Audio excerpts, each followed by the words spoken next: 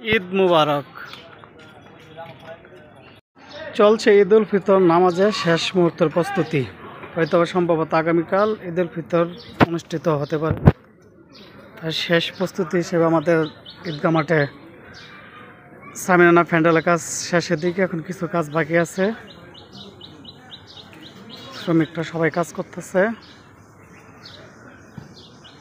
এই আমাদের ঈদগাহ মাঠ দেখেন, দুদিন আগে হয়তো কয়েকদিন আগে একটা ব্লগ দেখাইছিলাম যে আমাদের ঈদগাহ মাঠে সামিয়ানার কাজ চলতেছে। দেখেন আমাদের পুরা ঈদগাহ মাঠটা এখন।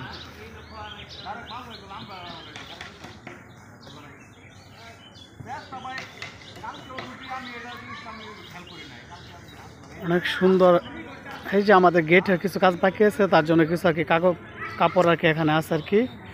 কিছু শ্রমিক যে কাজ করতেছে গেটের এখানে নিয়ে গেছে, গেটটা তো দেখালামই। তারপরে আর কি অবস্থা দেখেন আমাদের পুরা ঈদগাহ মাঠটা।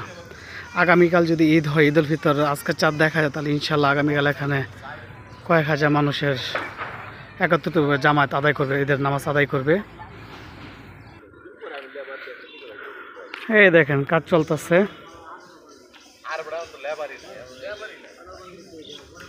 জসিম টেয়া লাগে রাগ করতেছে।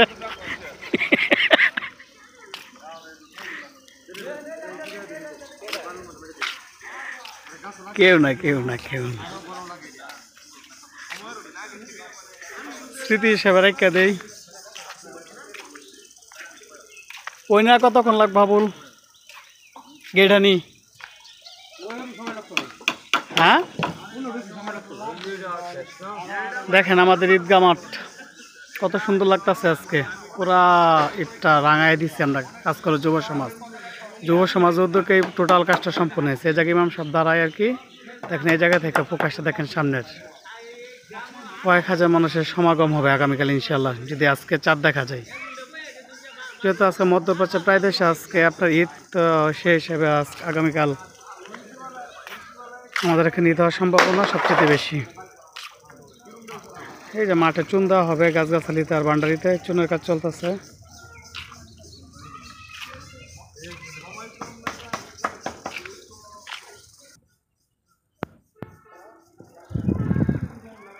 দেখেন যে দিক থেকে ক্যামেরাটা ধরেন সে দিক থেকে রঙিন আর রঙিন পুরো একটা মাঠ। আমার মনে হয় এত বড় একটা সামিয়ানার কাজ আমাদের উপজেলা সবার প্রথম আমরাই করছি, এমনকি এত বড় সামিয়ানার মাঠ আর কোথাও মনে হয় নাই সম্ভবত।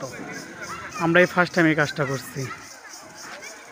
আসলে 10 মিলে একটা কাজ করলে সকল কাজই সম্ভব। তার বাস্তব প্রমাণ আমাদের ঈদগাহ মাঠে সামিয়ানা কাজ। দেখেন কত সুন্দর রঙিন বেঙ্গিন কাপড় দিয়ে আমরা এই সামিয়ানা কাজটা শেষ করছি। সামনের এই কাতার সামিয়ানার কাপড়টা আর অনেক বেশি সুন্দর।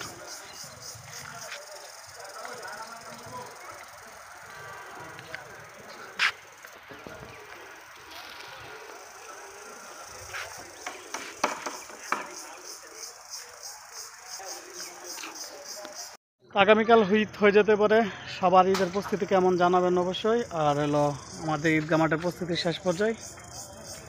তো সবাই ভালো থাকবেন, সুস্থ থাকবেন। সবাইকে অগ্রিম ঈদ মুবারক। আল্লাহ হাফেজ।